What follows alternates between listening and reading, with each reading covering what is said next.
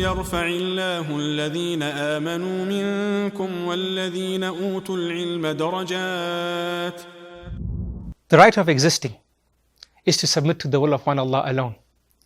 And the right of submitting to one Allah alone is to learn.